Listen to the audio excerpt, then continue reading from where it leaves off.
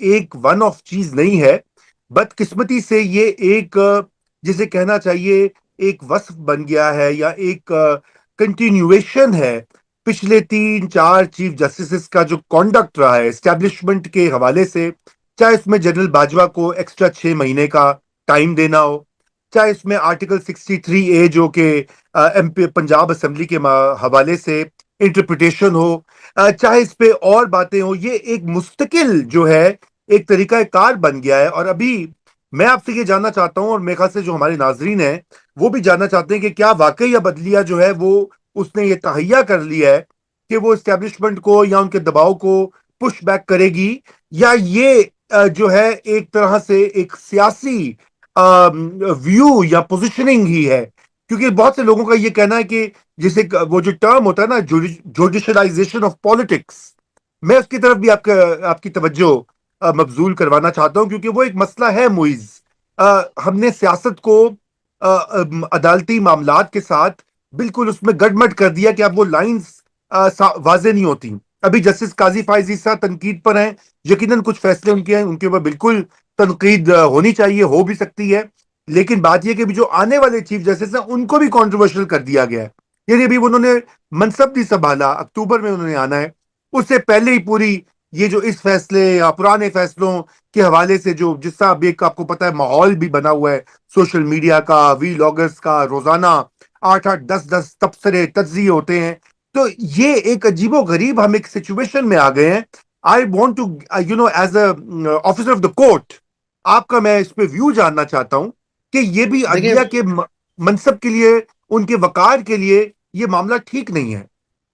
मैं आपसे मुत्तफिक माजी के हवाले से हूँ, हाजिर के हवाले से हूँ, मुस्तकबिल के हवाले से नहीं हूँ, और अच्छा। जुलाई 12 के फैसले के हवाले से नहीं हूँ। मैं उसको एक्सप्लेन करता हूँ। आप बिल्कुल जी। ठीक कह रहे हैं कि सियासत की जुडिशलाइजेशन हुई है, और मेरे नज़र में उसकी वजह से सबसे बड़ा लूजर सुप्रीम कोर्ट रहा है। ये नहीं होता था एग्जैक्टली। पहले कि आप जजेस को देखें। पहले तो जजेस जजेस ही नहीं होते थे ना, यानी ये जो 18वीं तरमीम से पहले और लॉयर्स मूवमेंट से पहले और चार्टर ऑफ डेमोक्रेसी से पहले का आप जमाना छोड़ दें। मतलब जब भी कोई बहुत बड़ा मामला होता था तो वो पहले से या तो मैनेज होता था, या फिर उस वक्त चली मार्शल लॉ रहा होता था। मतलब we were a bit of the joke. अब जहां जहां हिम्मत की है वो सुनहरे हरूफ में याद की जाती है। लेकिन ये जो बिल्कुल। एक्चुअल जुडिशियल इंडिपेंडेंस है वो तो अभी का एक फिनोमेना है ना पाकिस्तान में, और फिर it got to our heads. मतलब इफ्तिखार चौधरी साहब ने चीनी की कीमत भी सेट करनी थी, गैस की कीमत भी सेट करनी थी, अतीका ओडो की 2 बोतलें शराब भी पकड़नी थी। तो ये सब सबके सामने है। अब इसके बावजूद देखिए, जुडिशलाइजेशन ऑफ पॉलिटिक्स क्या होती है? जब इफ्तिखार चौधरी इस्टेब्लिशमेंट के साथ मिलकर पीपल्स पार्टी के पीछे पड़ जाते हैं, या फिर जब नवाज शरीफ साहब से कोई शेयर लेते हुए कोई और जज साहब कुछ कर लेते हैं, या फिर जब साकिब निसार जो है वो इमरान खान मेनिया में घुस के एक दो फौजियों के साथ मिलके बाकायदा एक मुहिम चला रहे होते हैं जुडिशल, जो कि पीएमएल नून का सत्यानाश कर देती है। और लोहे के चने हैं आप, और मतलब धमकियां देते हुए आप लोगों के सियासी करियर तबाह करते हैं। ये सब जुडिशलाइजेशन है। लेकिन माजरत के जी। साथ जो जनवरी 13 को हुआ, वो जुडिशलाइजेशन ऑफ पॉलिटिक्स थी। अगर जनवरी 13 को सिंबल लिया गया, पीटी जनवरी 13 का अव्वल तो जो फैसला था वो जुडिशलाइजेशन ऑफ पॉलिटिक्स थी। दूसरा, उस जी। फैसले जी। के नतीजे में जो सिंबल, जो पार्टी की हैसियत खत्म कर दी गई, वो जुडिशलाइजेशन ऑफ पॉलिटिक्स थी। सुप्रीम कोर्ट का उसके रिव्यू का जवाब ना देना और फैसला ना करना, जो कि अब एकदम से हमारे चीफ साहब को ख्याल आया, ये तो फंडामेंटल राइट है। जब पीएमएल नून आती है रिव्यू मांगने, उस वक्त की जो फंडामेंटल राइट थी उसका जवाब ना देना, इलेक्शन के बाद भी जवाब ना देना, जहां पे ये बात आया हो जाती है और रिजर्व सीट्स का मामला कभी उठता ही नहीं। अगर वो बाद में भी इलेक्शन के कह देते कि हाँ हमारा मतलब ये नहीं था कि ये सियासी जमात नहीं है, एक लाइन हाँ। ही कहनी थी ना, वो नहीं कही। अब that is the judicialization of politics in my mind. लेकिन नहीं यहाँ पर देखिए, अब अब मेरे मुइज। पास एक सेकंड, अब मैं आगे आ रहा हूँ।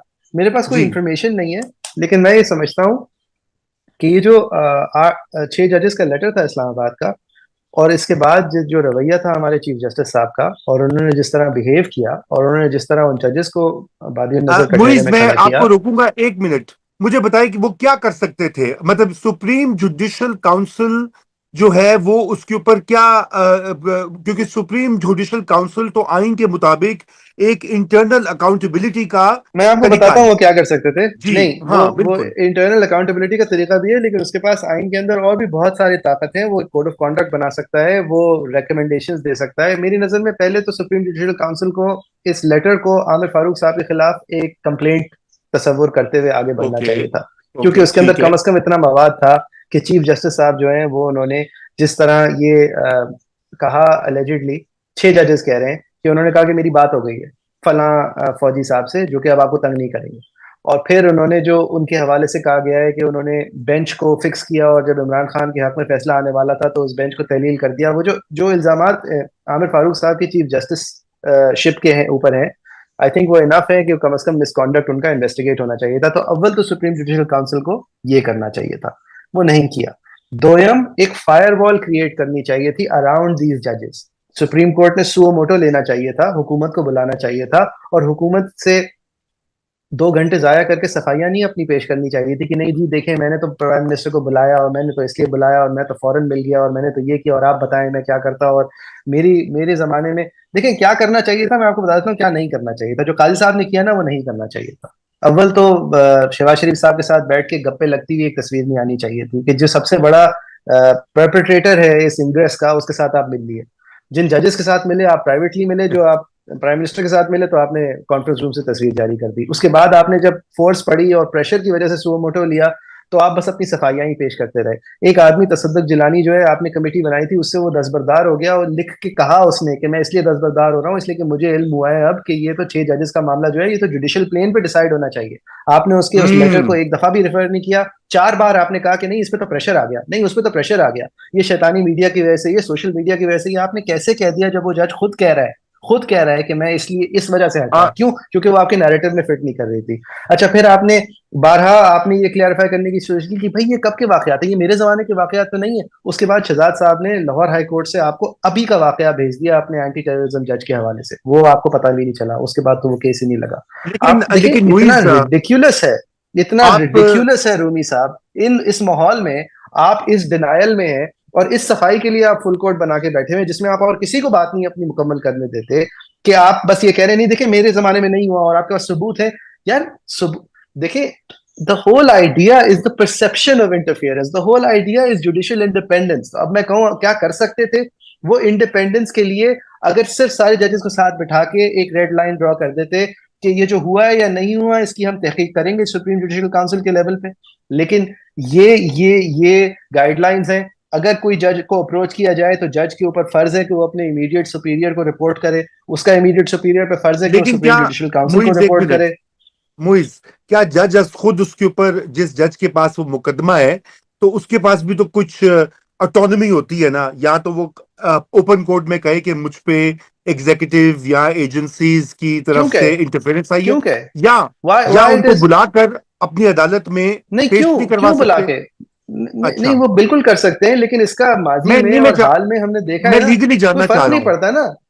नहीं हम्म। रूमी साहब, कोई फर्क नहीं पड़ता ना कि आप एक तो आप भुखलाए हुए होते हैं वैसे ही क्योंकि आप पे प्रेशर होता है। दूसरा, आप फिर हम्म। अपनी अदालत में चलाते हैं तो आपके पास जो लोग आते हैं वो ये थोड़ी कहते हैं अच्छा सर हम फिर से नहीं करेंगे। वो अगर बिल्कुल रंगे हाथों पकड़े जाएं तो शायद ये नौबत आए, वरना तो इसकी कोई प्रूफ नहीं होती ना। तो वो आके तो यही कहते हैं ना कि जनाब आपका जहनी तवाजुन दुरुस्त नहीं है, वो तो महकमा ज़राअत के लोग थे। तो उसके बाद फिर जज क्या करे? तो जब जब प्रोसेस जब प्रोसेस के अंदर ही एक रुकावट है, तो फिर जजेस की तरफ से एक इंस्टीट्यूशनल रिस्पॉन्स आना जरूरी है ना, कि कम से कम सब साथ बैठे। और इन 6 जजेस ने अपने हाई कोर्ट के चीफ जस्टिस को कहा भी ये था कि भाई फुल कोर्ट मीटिंग बुलाएं। फुल कोर्ट मीटिंग उन्होंने नहीं बुलाई। फुल कोर्ट मीटिंग जब पहली बुलाई तो उसके अंदर जो वादे किए वो पूरे नहीं किए। तो उन्होंने कहा कि इंतजामी तौर पे फुल कोर्ट मीटिंग नहीं तो ये पूरा कोर्ट साथ बैठ के इसका कंटेम्प्ट चलाए, जो कि अब चला रहा है इस्लामाबाद हाई कोर्ट। कि कम से कम देखिए रजा साहब, कंटेम्प्ट के बारे में आज भी एक फैसला आया है। कंटेम्प्ट वो बंद मुट्ठी है जो कि अगर चला दी जाए तो सिर्फ कमजोर होती है, क्योंकि आखिर में तो जय जज साहिबान जी माफ कर दे सर, माफ कर दे सर, फैसल बाबा को माफ कर दिया काजी फाइजी साहब ने हाँ। और मीडिया को टांग दिया।